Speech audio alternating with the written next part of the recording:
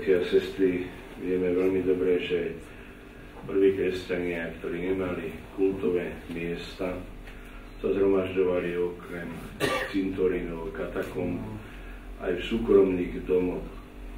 Obyčajne v domoch rímskych patriciov pri vchode bola tabuľka, komu ten dom patril. Preto kresťania hovorili medzi sebou: ideme na lámanie chleba na Eucharistiu Patriciovi, Klementovi, Cecílii, Domitile. Neskôršie sa toto označenie vlastníctva prenieslo na nebeských patrónov. Isté aj preto, aby sa ukázalo to pozvanie s ľudskou tvárou. Tak by sme mohli v tomto duchu dnes povedať, že sme prišli k svätej Alžbete, k svetici, ktorej je zasvetená táto kaplnka, jediná kaplnka alebo kostol aj tu v našom starobilom meste Nitra. No je to dobré, že je práve v tomto nemocničnom zariadení, pretože nakoľko poznáme jej život, bola to žena, hoci žila v stredoveku, ktorá pochopila, čo znamená milovať blížneho. A hoci pochádzala z obznešeného rodu, narodila sa s najväčšou pravdepodobnosťou na Bratislavskom hrade a prežila len 24 rokov svojho pozemského života. Ako manželka, matka dala 3 deti svojmu manželovi, ktorý zahynul na križiackej výprave, a v roku 1231 práve v dnešný deň zomrela, úplne chudobná, všetko rozdala iným a sama svojim životom dokazovala, že vidí v trpiacich samého Krista podľa slov jeho evanjelia: čo ste urobili jednému z mojich najmenších, mne ste urobili.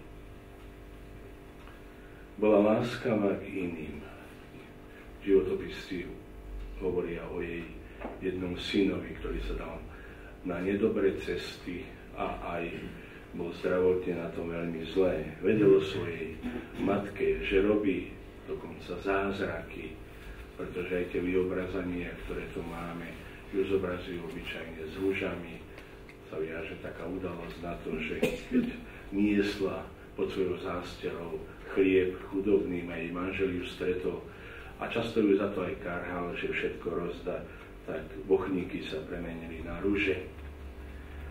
Keď jej syn prišiel za ňou a povedal jej, že aby sa za neho modlila, tak táto láskavá Alžbeta hovorí synovi: ale najskôr sa budeš musieť naučiť ty modliť a potom sa ja budem s tebou modliť. A údajne sa začali modliť, a keď sa Alžbeta modlila, nepoznala čas.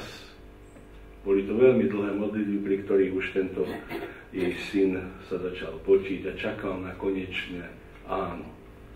Ale ona bola vytrvalá v modlitbe a, ako hovorí životopisec, naučila tohto svojho syna to, že predovšetkým musí mať vzťah k Bohu, aby mohol si vážiť sám seba a iných.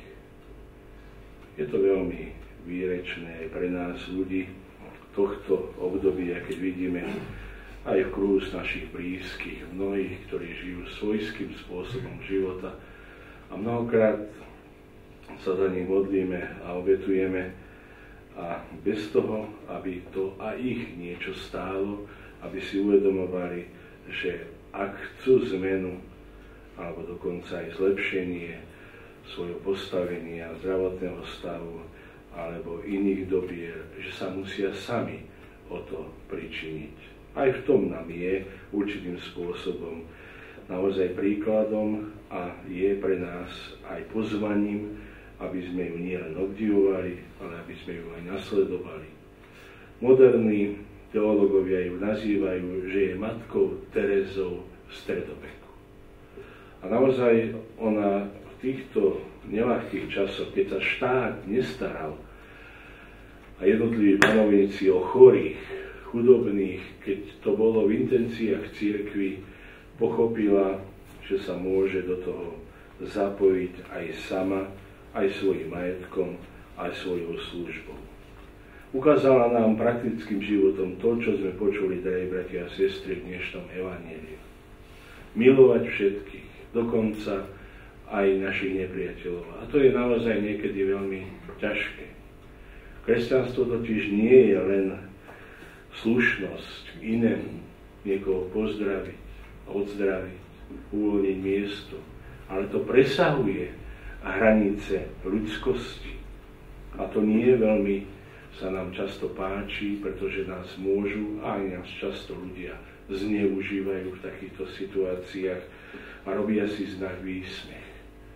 Ale žiť evanjelium je niekedy naozaj byť paradoxom v tomto svete, poukazovať na iné hodnoty.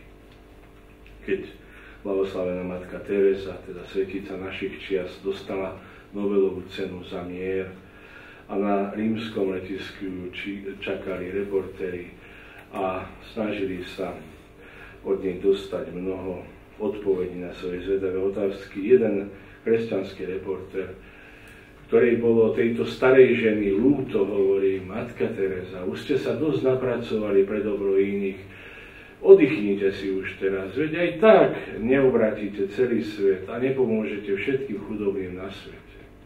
A ona hovorí: nikdy som si nemyslela, že by som mala pomôcť všetkým.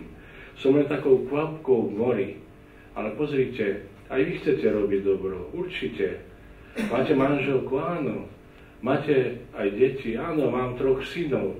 Vidíte, už sme 6. A keď 6 ľudia vo svojom prostredí začnú robiť dobro, to musí byť počase viditeľné. Áno, aj my, drahí bratia a sestry, nedajme sa znechutiť tým, čo je vo svete zlom, alebo aj zlými ľuďmi, pretože aj keď je zlo nacházlivé a veľmi rýchlo šíriace, aj keď vo svete panuje iná stratégia a taktika, predsa to konečné dobro, ktoré nám priniesol Kristus a ktoré nám dokonca prikázal, je to konečné víťazstvo, na ktorom budeme participovať, lebo to, čo ste urobili jednému z mojich najmenších, dnes ste urobili. Najmä v tomto zariadení nemocničnom, ale aj v našich rodinách, kde sú trpiaci ľudia, kde sú chorí ľudia, sú často odkazaní na pomoc iných. A vieme, že nie všetko sa dá zariadiť len na základe zákonov alebo nejakých sociálnych predpisov. Ak tam chýba opravdivá láska, teplo toho druhého, potom sa človek nachádza v takej situácii, ako by už bol nepotrebný pre túto spoločnosť, pretože nie je výkonný. Emeritný svätý otec Benedikt XVI často pripomínal, že ak nie je dôstojná smrť, nemôže byť ani dôstojný život, pretože človek sa stane vecou, ktorá je nepotrebná, ktorú treba odložiť, ktorú treba zničiť.